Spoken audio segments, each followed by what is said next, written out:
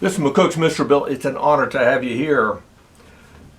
In World War I had 3 uncles go over there. One got there and got back, and I lived to see him. That was our Leon, Uncle Leon, great Uncle Leon.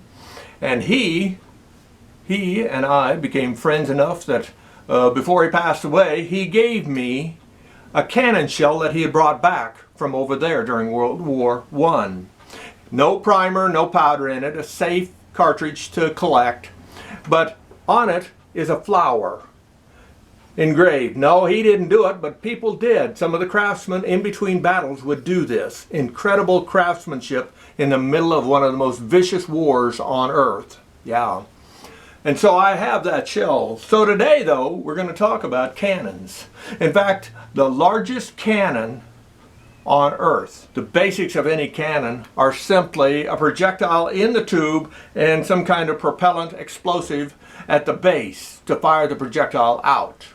And so I tell this story. In 1957, they were doing underground testing. One scientist on the side, besides all the other testing they were doing, he said, I want to see what happens if we put a 1,000-pound man cover over the hole. They put the A-bomb down there, 485 feet, and a 1,000-pound man cover over the top of it. Multiple film, high-speed film and everything, and nothing caught it. Nothing was seen of that man cover ever again, and they wondered what happened to it. And they were going to do other tests, so he asked permission to put a man cover over again, and this time put cameras way back, high volume or high speed, and also long range cameras to see if they could get a better chance of seeing it and see what happened to it. The bomb was set off, and there were a few, very few, glimpses of the manhole going skyward. And scientists, with their calculations, figured that that manhole cover was going at a speed of 125,000 miles an hour. 125,000. Many times the speed to be able to get free of Earth's atmosphere. So it was headed for space.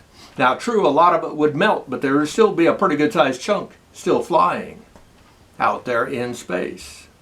They did other calculations, and they figured that was 1957. By 1961, that projectile, and perhaps both of them, would be going by Pluto, our furthest planet at the time. They don't call it a planet anymore, but it would be going by there into the deeper outer space. Yeah. And so it's the longest range cannon and the biggest cannon in the world's history. And that is your lesson for today.